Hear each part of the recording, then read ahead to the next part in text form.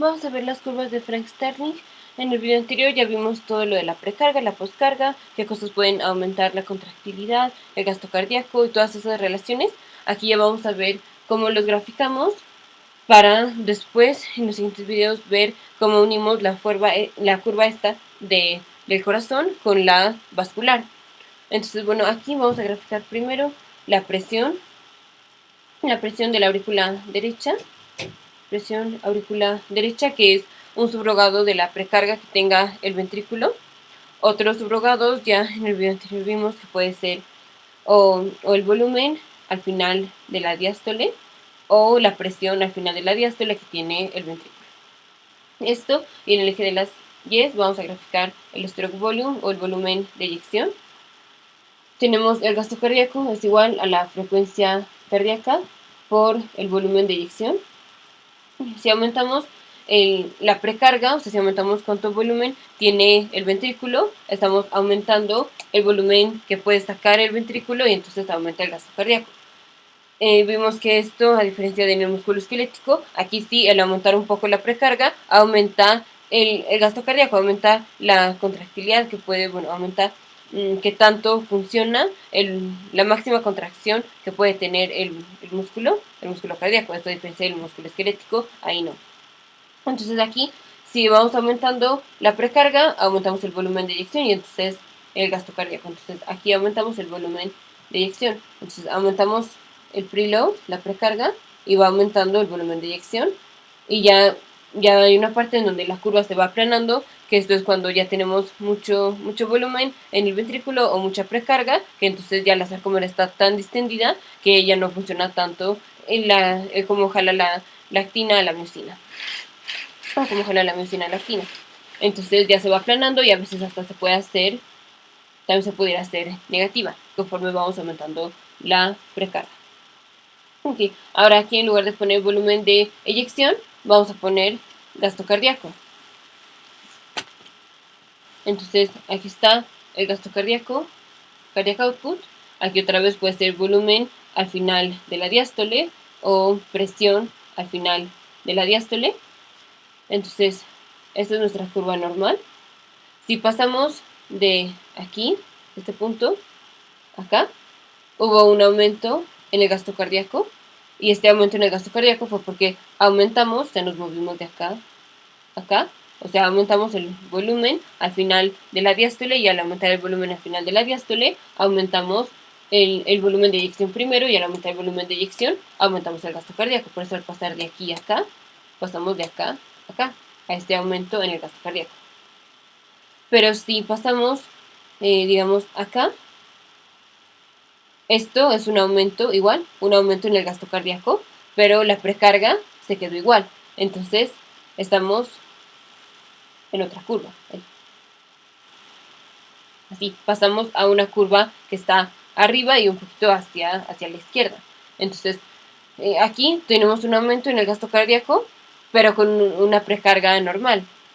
O sea, una precarga que no la movimos. Entonces, el gasto cardíaco aumentó por otra cosa que no fue la precarga. Hay otras cosas que aumentan el gasto cardíaco, como es la fuerza de contracción, esto es la contractilidad, o la poscarga que tiene el ventrículo. Si hay una estenosis de la válvula aórtica, va a ser más difícil que eyecte volumen, y entonces si eyecta menos volumen, el gasto cardíaco va a disminuir. Si tiene una vasodilatación en todos lados, o sea, si disminuimos la resistencia sistémica periférica, entonces estamos disminuyendo la poscarga que tiene el ventrículo, y al disminuir la poscarga puede eyectar más volumen, y al eyectar más volumen el gasto cardíaco aumenta. Entonces, cuando el gasto cardíaco aumenta o disminuye, aquí puede disminuir, pero para una misma precarga, o sea, para una precarga dada, los cambios en el gasto cardíaco van a ser o por cambios en la contractilidad o por cambios en la poscarga.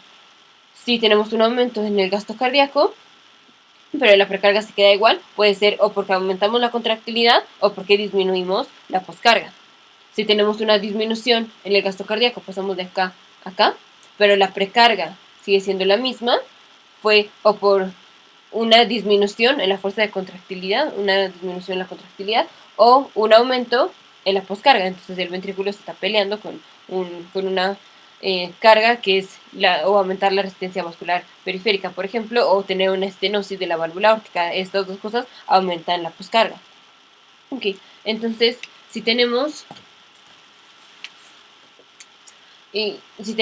para una misma precarga, pero tenemos distinto gasto cardíaco, entonces nos estamos cambiando de curva. Si nosotros aumentamos el gasto cardíaco, porque aumentamos la precarga, y al aumentar la precarga aumentamos el volumen de eyección y entonces el gasto cardíaco, entonces nos estamos moviendo dentro de una misma curva. Y eso quiere decir que dejando la contractilidad igual, la poscarga igual, nada más el simple hecho de aumentar la precarga nos aumenta el gasto cardíaco. Entonces ahí nos estamos moviendo en esta misma línea. Aumentamos la precarga de aquí a acá, pasamos de gasto cardíaco de acá a acá, pero es esto en esta misma línea. Entonces, ahora vamos a poner ejemplos. Si tenemos, esta es la curva normal, y aquí estamos, digamos, en reposo. Si nosotros pasamos, bueno, voy a poner otras curvas, que sean con cambios en las contractilidades. O de hecho las voy a poner después, para ver cómo las interpretamos. Entonces, si nosotros pasamos, digamos, antes. En general, si tenemos una disminución en la precarga, vamos a tener un aumento en la contractilidad o así, tratando de compensar, teleológicamente de compensar el gasto cardíaco. Esto es si nosotros disminuimos la precarga, o sea, nos movemos para acá, pues el gasto cardíaco se nos va a bajar. Pero como mantenemos esto, así aumentamos la contractilidad. Entonces, al aumentar la contractilidad, el gasto cardíaco, pues igual y no llega a ser lo que tenía antes, pero cuando menos no está tan bajo como nada más ahí el haber disminuido la precarga. Entonces, a ver, si pasamos de aquí a acá, listo, el gasto cardíaco disminuyó, pero disminuyó poquito.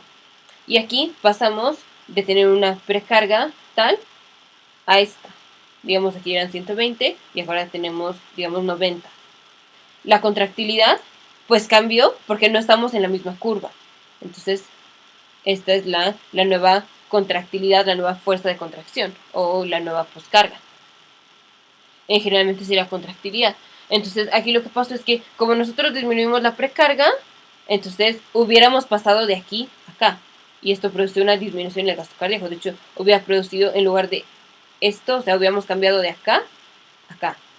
Pero no cambiamos hasta acá, sino nada más bajo el gasto cardíaco de aquí a acá.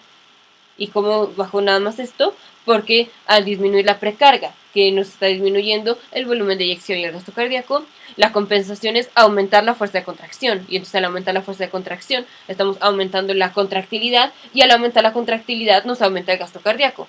Sí, obviamente no lo podemos llevar a como lo teníamos antes, pero cuando menos entonces la baja del gasto cardíaco es menor a que si no hubiéramos aumentado la contractilidad como un mecanismo de compensación. Entonces pasamos de aquí acá, que se refleja como sí una disminución en el gasto cardíaco, pero no tanto como si hubiéramos seguido en la misma curva. Si hubiéramos seguido en la misma curva estaríamos aquí. Y no, estamos acá. De hecho se ve que no estamos en la misma curva. El no estar en la misma curva quiere decir que hubo también un cambio en la contractilidad. Entonces aquí, como nosotros lo vemos, es hubo una disminución en el gasto cardíaco. Ok, es lo primero que vemos. Lo primero que vamos a ver es cómo está el gasto cardíaco. ¿Ha aumentado, disminuido? Entonces aquí disminuyó el gasto cardíaco. Ahora, ¿por qué disminuyó? ¿Porque disminuyó la precarga o porque disminuyó la contractilidad? La precarga pasó de estar aquí a acá. Entonces, ok, la precarga disminuyó. Y la contractilidad pasó, entonces estamos pasando de esta curva a esta curva. Pasar a curvas arriba es aumento en contractilidad. Entonces sabemos que hubo una disminución en el gasto cardíaco, hubo una disminución en la precarga y hubo un aumento en la contractilidad. Entonces, la baja del gasto cardíaco obviamente tiene que ser por la baja de la precarga. Y ya la contractilidad, el aumento en la contractilidad hizo que el gasto cardíaco no bajara tanto. Ok, esto es por ejemplo en una hemorragia. Ahora, si nosotros estamos, vamos a decir, en este punto. En este punto. O lo voy a poner más abajo. Acá. Entonces, ¿qué pasó? El gasto cardíaco era acá. Y ahora este es el gasto cardíaco. Entonces sí, tenemos, entonces primero interpretamos gasto cardíaco. Gasto cardíaco disminuido. Luego, la precarga, a la precarga pasó de acá Acá, la precarga aumentó de precarga. Y estamos en la misma curva o no. No, esta es una curva y aquí está la otra. Entonces, la contractilidad disminuyó, hubo disminución en la contractilidad. Entonces, primero tenemos una disminución en el gasto cardíaco debido a la disminución en la contractilidad. Pero, si no hubiéramos aumentado la precarga, la baja en el gasto cardíaco hubiera sido mayor. Esto es, si nosotros nada más pasamos de esta curva a esta curva, sin haber aumentado aquí la precarga, pasaríamos, entonces, en lugar de estar en este punto, estaríamos aquí, lo bajo, aquí. Estaríamos acá. Y este es un gasto cardíaco menor. Ay, bueno, aquí los puse muy pegaditos, pero este es un gasto cardíaco menor que este que tenemos acá. Entonces, el aumentar la precarga cuando disminuimos la contractilidad es el mecanismo por el cual nuestro gasto cardíaco no va a bajar tanto.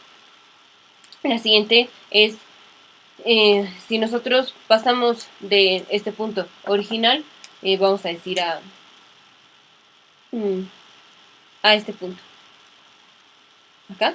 Entonces vemos. Hubo un aumento en el gasto cardíaco. Aumento, gasto cardíaco. La precarga, ¿qué pasa con la precarga? Bueno, aquí. Y bueno, aquí puse la precarga aumentó. Precarga aumentó. Y de hecho también aumentó la contractilidad porque nos movimos de curva. Aumentó la contractilidad. Ok, bueno, entonces aquí aumentaron las dos. Que no era lo que esperaba, pero que aquí aumentaron las dos y esto es como se interpreta. Ahora, si en lugar de pasar de aquí a acá, pasamos, digamos, de aquí a acá, tenemos un aumento del gasto cardíaco, pasamos de acá a acá. Entonces, gasto cardíaco aumentado. Precarga igual. Precarga se queda igual. Pero el gasto cardíaco está aumentado. ¿Y estamos en la misma curva? No.